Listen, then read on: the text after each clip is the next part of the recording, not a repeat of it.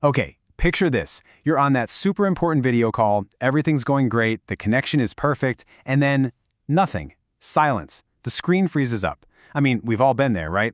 It feels totally random, almost like there's a ghost in the machine messing with you. But what if I told you it's not random at all? Today, we're going to pull back the curtain and look at the invisible physics and the really clever math that explains exactly why your Wi-Fi just fails. So what's really going on here? How can a signal be 5 bars 1 second and just gone the next? That's the big mystery we're tackling, and here's a hint. The answer isn't in your router, and it's not your laptop's fault. It's actually in what seems like empty air, the space right between them. You see, to get to the bottom of this, we have to stop thinking of a wireless signal as just a straight line. It's more like a traveler on a really tough journey.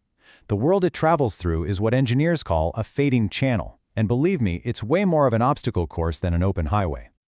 Now imagine that signal the very moment it leaves your Wi-Fi router. For that split second, it's perfect. It's a clean, pristine wave of information, like a crystal clear voice ready to deliver its message. It has everything it needs. But the instant it leaves that antenna, it runs headfirst into our messy physical world. It smacks into walls, bounces off your metal desk, reflects off the ceiling. It's even scattered by people just walking through the room. It's pure chaos. And here's where it gets wild. Because of all those bounces, your phone doesn't just get one clean signal. Oh no. It gets the original, plus a whole bunch of weaker, delayed copies of itself. Echoes, basically. Sometimes, these echoes line up and make the signal even stronger. But other times, and this is the key, they cancel each other out, and the signal strength just tanks. Yeah, this whole thing actually has a name. It's called multipath fading. It's the perfect way to describe it, right? The signal is literally tripping over its own echoes. This is exactly why you can move your phone just a couple of inches, and bam, you go from a perfect connection to a total dead zone. All you did was move into a spot where those echoes are destructively interfering. So if the signal strength is this chaotic and unpredictable, how on earth do we build anything reliable? Well, this is where engineers had a moment of genius. They realized, if you can't predict the exact outcome, maybe you can predict the odds. And that one little shift in perspective, it changes everything. And this idea is the whole ball game. I mean, trying to calculate the exact path of every single reflected wave, that's pretty much impossible. But what we can do, and with amazing accuracy, is describe the signal's statistical behavior. We can literally map out the chances of it being strong, or weak, or somewhere in the middle. So you see the pivot? It's from trying to achieve absolute certainty to embracing probability. This new way of thinking, managing the randomness instead of fighting it, is the secret sauce that makes all of our modern wireless gadgets work. Now, to draw that map of possibilities, engineers use some really powerful mathematical tools. They're called probability distributions, and two of the most critical ones for our Wi-Fi problem are the Rayleigh and the gamma distributions. Just think of them as the official blueprints for chaos. So let's break these two down. The easiest way to think about them is like this. Rayleigh is the specialist. It's precision engineered for a very specific and very common worst-case scenario. Gamma, on the other hand, is the generalist.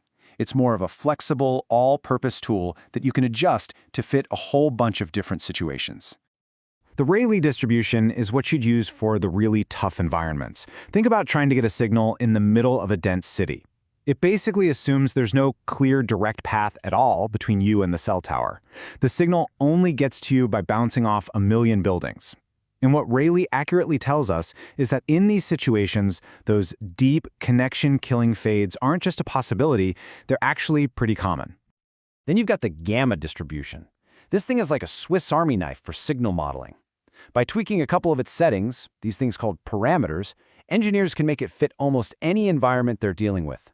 It's what they pull out when that worst-case Rayleigh model just doesn't quite capture what's really happening. It gives them a super versatile tool to describe all kinds of randomness. So, what's the whole point of these fancy models? It all comes down to calculating this one critical thing, the probability of link failure. By using a Rayleigh or a gamma model, an engineer can figure out the exact statistical chance that your signal will get so weak it's drowned out by background noise, and your connection drops. Knowing that number is the first step to beating the odds. Because once you can put a number on the chance of failure, you can start engineering your way around it. This is where all that abstract math gets turned into the reliable tech that we all depend on every single day. It's all about being proactive. Instead of just crossing their fingers and hoping the signal makes it, engineers design their systems with the assumption that, yeah, fading is going to happen, and they build in the solutions right from the start, all based on those probabilities they calculated. And the master strategy for fighting back against fading is called diversity. The concept behind it is just beautifully simple. Don't put all your eggs in one basket. If one path for the signal is likely to fail, well then just create more paths. You give the signal more chances to survive. And here's how they actually do it. Space diversity. That's why your Wi-Fi router has 2 or 3 antennas. It's listening for the strongest signal in slightly different spots. Then there's frequency diversity, where you send the signal out on different frequencies, betting that they won't all be in a deep fade at the same time. And finally, time diversity, which just means repeating the information a little bit later, hoping the conditions in the air have changed for the better. See? The magic of diversity is that you don't need every signal to get through perfectly. You just need one of them to be good enough. By creating all these different independent chances, engineers slash the overall probability that your connection will fail completely. It's just brilliant. Now, I know this might all sound like really abstract engineering, but the result of taming this chaotic signal fading, well, it's the very foundation of our entire connected world, and the scale of what it enables is just mind-blowing. So what's this number, 401? This number, pulled straight from communications research, is how many people a well-designed wireless system can support at the same time in a single channel. Now, you don't get to a number like that by just making the signal stronger. No way.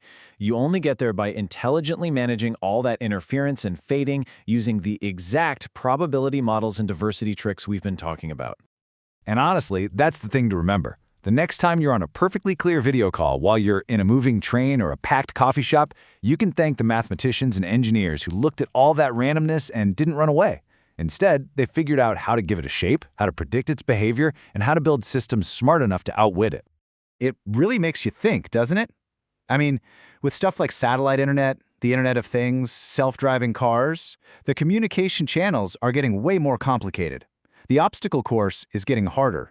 And figuring out how to model and overcome these new invisible hurdles, well, that's where the next great breakthroughs in communication are going to come from.